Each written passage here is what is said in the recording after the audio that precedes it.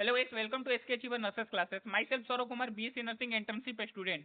तो आज हम लोग बात करने वाले फंडामेंटल ऑफ नर्सिंग का चैप्टर नंबर 11, एडमिशंस प्रोसेस और डिस्चार्ज प्रोसेस के बारे में। तो सबसे पहले हम लोग एडमिशंस प्रोसेस को देखेंगे पार्ट 1 में, एंड देन डिस्चार्ज प्रोसेस को पार्ट 2 में देखेंगे। तो सबसे पहले एडमिशंस प्रोसेस में बात करते हैं कि एडमिशंस किसे कहते हैं, डेफिनेशंस की बात करते हैं। तो admission is allowing the patient to stay in hospital observation, investigation, treatment and care. बात करते हैं कि एडमिशन किसे कहते हैं। जब भी पेशेंट को हॉस्पिटल में एडमिट किया जाता है फॉर द ऑब्जर्वेशन के लिए, इन्वेस्टिगेशन के लिए, ट्रीटमेंट के लिए, केयर के लिए, तो उसे एडमिशन कहते हैं। तो अब बात करते हैं कि observation, investigation, treatment and care क्या होता है। तो ऑब्जर्वेशन, पेशेंट्स को हॉस्पिटल में जब भी लाते हैं तो उसके हमको साइन एंड सिम्टम की ऑब्जर्व करने की जरूरत होती है कि तब पता चले इसका क्या डिजीज कंडीशन है। तो उसे ऑब्जर्वेशन कहते हैं। पेशेंट को ऑब्जर्व कर रहे हैं कि इसका साइन एंड सिम्टम क्या है। अब साइन एंड सिम्टम पता लग गया तो हमारा डाउट है, सस्पेक्टेड डाउट है कि इस पेशेंट को ये डायग्नोसिस हो सकता है, तो उसे क्लियर आउट करने के लिए कुछ टेस्ट की जरूरत होती है, ब्लड टेस्ट की जरूरत होती है, चाहे सिटी एक्सरे की जरूरत होती है according to condition of the patient. तो उसी को इन्वेस्टिगेशन कहते हैं। पेशेंट को ऑब्जर्व कर लिए, इन्वेस्टिगेट करा लिए, अब हमको पता लग गया कि पेशेंट को क्या डिजीज कंडीशंस है। तो डिजीज कंडीशंस के अकॉर्डिंग हम उसको ट्रीटमेंट प्रोवाइड किए। ट्रीटमेंट प्रोवाइड करने के बाद हमारा पेशेंट क्योर हो गया। तो इसी को कहा गया कि सबसे पहले हम ऑब्जर्व किए, सब उसके बाद इन्वेस्टिगेट कराएं, उसके बाद हम ट्रीटमेंट उसको दिए, उसके बाद मेरे ट्रीटमेंट देने के बाद पेशेंट क्योर हो गया, उसी को एडमिशन कहते हैं। एंड द दूसरा डिफिनेशन की बात करते हैं, सेकेंड डिफिनेशन की। Admission is entry of the patient to hospital ward and therapeutic and diagnostic process. जब भी पेशेंट का एडमिट होता है हॉस्पिटल्स में या हॉस्पिटल्स आता है फॉर द ट्रीटमेंट के लिए और क्योर के लिए, जब भी पेशेंट वार्ड में एडमिट होता है ट्रीटमेंट और क्योर के लिए, तो उसी को एडमिशन कहते हैं। बात करते हैं पर्पस, ये क्या क्या इसका पर्पस होता है एडमिशन प्रोसेस के लिए। तो बात करते हैं एडमिशन प्रोसेस का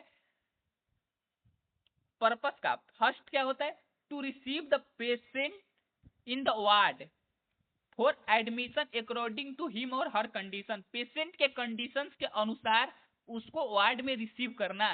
जैसे सर्जिकल का पेशेंट है तो सर्जिकल यूनिट में जाएगा, अगर क्रिटिकली पेशेंट है तो वो आईसीयू सीसीयू में एडमिट होगा। तो अकॉर्डिंग टू कंडीशंस पेशेंट को हॉस्पिटल्स को एडमिट करते हैं। किसी पेशेंट को मिनिमम ओपीडी में उसको मेडिसिन को एडवाइस करके उसे डिस्चार्ज कर देते हैं सेम डे फॉलोअप के लिए होम पर।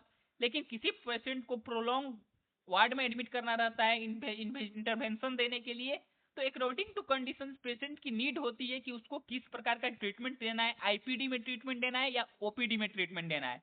सेकेंड होता है टू प्रोवाइड केयर। हाँ, प्रोवाइड केयर प्रोवाइड करने के लिए पेशेंट को हॉस्पिटल्स में एडमिट करते हैं, वार्ड में एडमिट करते हैं। नर्सेस क्या करती हैं, पेशेंट को केयर ही प्रोवाइड करती हैं। तो एडमिशन क्या होता है, केयर प्रोवाइड करने के लिए होता है। टू रेडी एनी इमरजेंसी, अगर पेशेंट को एनी इमरजेंसी कोई भी लाइफ थ्रेटनिंग कंडीशन हो तो उसे इमीडिएट केयर प्रोवाइड कर सके। अगर पेशेंट को डिस्चार्ज कर देते हैं ओपीडी में ही ट्रीटमेंट देकर तो घर पर तुरंत तो नहीं पहुंच सकते, लेकिन पेशेंट वार्ड में रहे तो उसे तुरंत केयर हम प्रोवाइड कर सकते हैं। इसलिए कहता है to ready for the any emergency, तुरंत किसी भी इमरजेंसी में हम उसे केयर इमीडिएटली प्रोवाइड कर सकें। थर्ड फोर्थ पॉइंट हमारा करें, to assist patient in adjusting to hospital environment.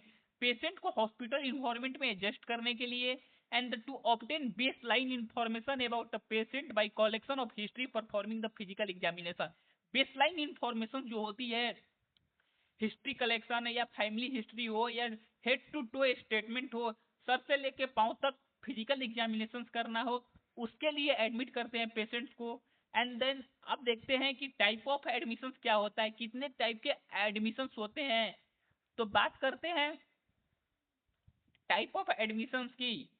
तो टाइप ऑफ एडमिशंस में दो टाइप के एडमिशंस होते हैं हमारा, इमरजेंसी और रूटीन एडमिशन। अब बात देखते हैं कि इमरजेंसी और रूटीन एडमिशन क्या है। इमरजेंसी एडमिशन को अनप्लान कहते हैं क्योंकि इसमें कोई प्लान नहीं होता। जैसे पेशेंट को लाइफ थ्रेटनिंग कंडीशन हुआ, किसी पेशेंट को मान लीजिए एक्सीडेंट हुआ तो उसे इमरजेंसी की नीड होती है ट्रीटमेंट के लिए, तो उसे तुरंत एडमिट किया जाता है, इसमें कोई प्री प्लान नहीं होता है। एंड द रूटीन एडमिशन, जो पेशेंट को जैसे हाइपरटेंशन है, डायबिटिक मेलाइटस हो, तो उसे रूटीन केयर की जरूरत होती है। तो इमरजेंसी और रूटीन में क्या है कि उसे कुछ टाइम बाद हम केयर प्रोवाइड कर सकते हैं रूटीन में, लेकिन इमरजेंसी में इमीडिएटली केयर की जरूरत होती है, उसे इमरजेंसी एडमिशन रखते हैं।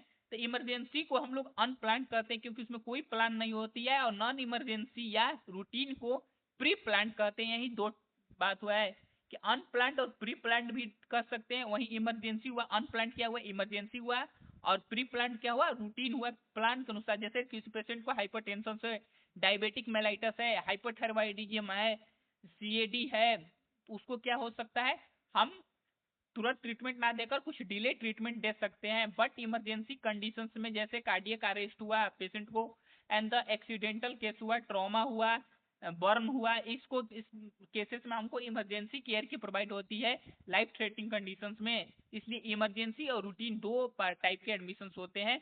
अब देखते हैं आगे, नेक्स्ट बात करते हैं कि इमरजेंसी एडमिशंस कहते हैं किसे। तो in the patient, sorry, in this patient are admitted acute condition, emergency condition requiring immediate treatment।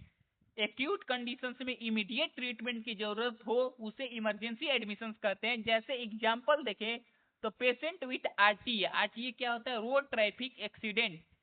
ये रोड आरटीसी अब हो गया है, जैसे कि रोड ट्रैफिक कोलाइजन भी कहते हैं, and the poisoning, burn, cardiac arrest, respiratory emergency हुआ। इस सारे कंडीशंस में तुरंत ट्रीटमेंट की आवश्यकता होती है, नहीं तो पेशेंट लाइफ थ्रेटनिंग कंडीशंस में जा सकता है।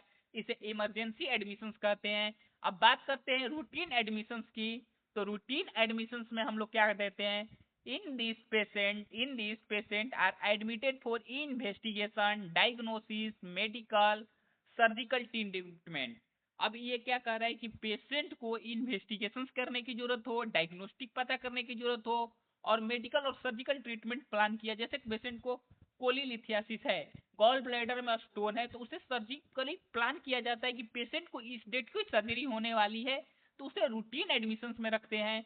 लेकिन किसी पेशेंट को अगर फ्रैक्चर हो गया तो उसे हम लोग प्लान नहीं कर सकते हैं कि इसको इस डेट में प्लास्टर होना है, या बोन जिस पार्ट में फ्रैक्चर से उस पार्ट का सर्जरी होने वाला है, उसे इमीडिएट प्लास्टर और सर्जरी की जरूरत होती है।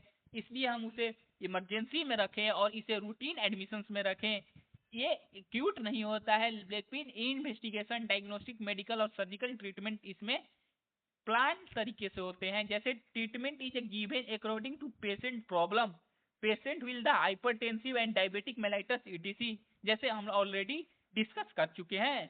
तो अब बात करते हैं नेक्स्ट, इसमें स्टेप्स क्या होते हैं, प्रोटोकॉल क्या होते हैं, कौन कौन से प्रोसीजर्स को हमको ध्यान देना रहता है जब भी हम एडमिट करते हैं पेशेंट को। तो सबसे पहले बात करते हैं एडमिशन प्रोसीजर में। तो meet and receive the patient, सबसे पहले क्या करते हैं, पेशेंट से मीट करते हैं, मिलते हैं, उसके बाद पेशेंट को रिसीव करते हैं। पेशेंट का डाटा वेरीफाई करेंगे bye checking the record sheet and chart, जो भी रिकॉर्ड शीट हो तो उसको वेरीफाई करते हैं। तो पेशेंट डाटा में क्या वेरीफाई करते हैं, पेशेंट का नाम क्या है, हॉस्पिटल आईडी होता है आईडी, पेशेंट रजिस्ट्रेशन नंबर क्या है, एज क्या है, एंड द डायग्नोसिस क्या है। ये सारे डाटा, बेसलाइन डाटा को हम लोग पेशेंट को क्रॉस चेक करेंगे। एड्रेस क्या है पेशेंट्स का, तो इस डाटा को क्रॉस चेक करते हैं राइट टू पेशेंट्स को प्रोवाइड करने के लिए कि पेशेंट सही पेशेंट्स को पाए, क्योंकि एक ही नाम के दो पेशेंट हो सकते हैं, सेम एज ग्रुप का दो पेशेंट हो सकते हैं। तो ट्रीटमेंट क्या होता है कि इस पेशेंट का ट्रीटमेंट उस पेशेंट को ना पहुंच जाए, इसीलिए पेशेंट के डाटा को बहुत अच्छे से वेरीफाई करते हैं। एज क्या है, सेक्स क्या है, नाम क्या है पेशेंट का, एड्रेस क्या है, इस सारे चीज को वेरीफाई करते हैं। इंट्रोड्यूस इमीडिएट पर्सनल, पेशेंट को इंट्रोड्यूस करते हैं अपने आप से, अपने आप को इंट्रोड्यूस करेंगे, पेशेंट्स को इंट्रोडक्शन लेंगे। Assist to the treatment area, patient का जहाँ ट्रीटमेंट होने वाला है उस एरिया को असिस्ट करेंगे। आस्क टू पेशेंट, अगर पेशेंट अपना गाउन चेंज करना चाहता है तो उसके हॉस्पिटल गाउन को प्रोवाइड कराएंगे। Ask to the patient change cloth into the hospital gown if necessary, अगर जरूरत है तो पेशेंट के गाउन को चेंज कराएंगे और हॉस्पिटल्स गाउन को, हॉस्पिटल का जो भी ड्रेस हो उसको प्रोवाइड कराएंगे। नेक्स्ट क्या करते हैं, perform examination and evaluation procedure में क्या करते हैं, perform examination and evaluation, stabilize baseline value like vital signs. सबसे पहले वाइटल्स लेंगे, वाइटल्स में हमारा क्या क्या आता है, सबसे पहले टेम्परेचर आएगा, टेम्परेचर के बाद pulse, respiratory rate and the blood pressure आएगा। एंड द ऑक्सीजन सेचुरेशन भी वाइटल्स में आता है, and the physical examination, history collection, ये सारे डाटा को हम लोग कलेक्ट करेंगे।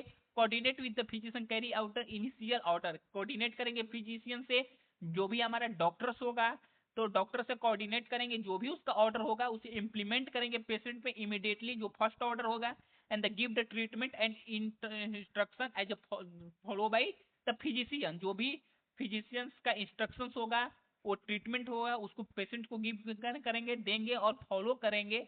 देन उसके बाद हम लोग क्या करेंगे, orient to the patient and relative, patient का ओरिएंटेशन कराएंगे, इक्विपमेंट इंस्ट्रूमेंट जितने भी हॉस्पिटल्स में होंगे उससे पेशेंट्स को इंट्रोडक्शन कराएंगे, इंट्रोड्यूस कराएंगे।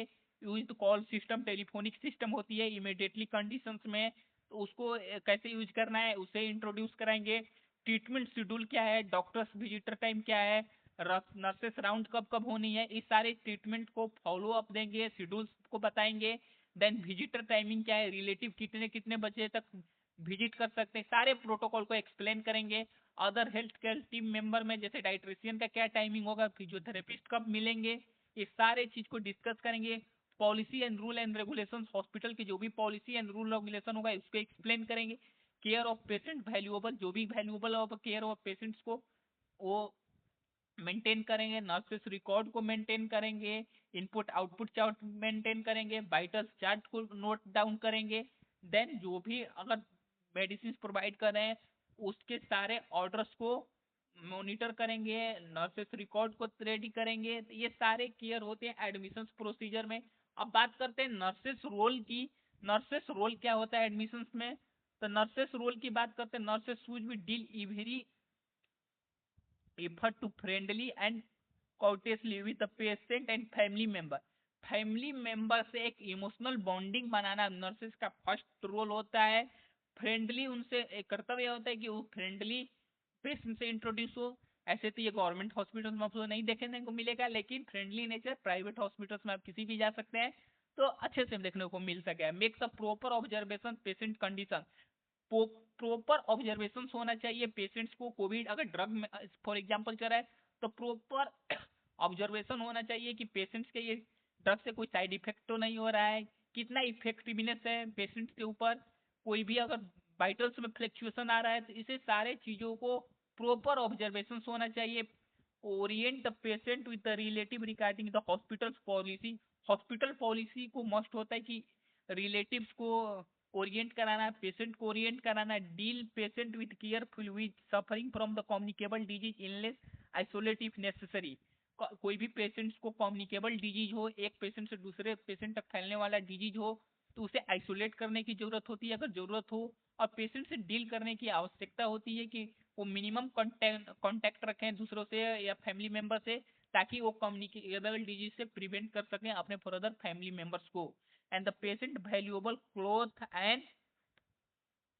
Should be handed over the relative, जितने भी पेशेंट का वैल्यूएबल क्लॉथ हो, ज्वेलरी हो, तो उसे हॉस्पिटल एडमिट के दौरान उसको हैंड ओवर कर दे देते हैं पेशेंट के रिलेटिव को।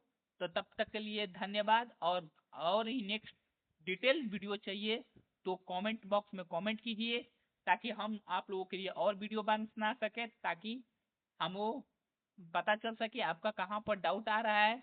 पार्ट 2 हमारा रहने वाला है डिस्चार्ज प्रोसेस पर, कि डिस्चार्ज क्या होता है एंड डिस्चार्ज प्रोसेस कैसे कैसे डिस्चार्ज करते हैं, क्या क्या हमारा कंसिडरेशन होता है डिस्चार्ज प्रोसेस में, क्या क्या ध्यान देने की बात रहती है। तो पार्ट 2 के लिए हमारे YouTube channel SK achiever nurses classes को जल्दी से सब्सक्राइब करें। तब तक के लिए मिलते हैं नेक्स्ट वीडियो में। धन्यवाद।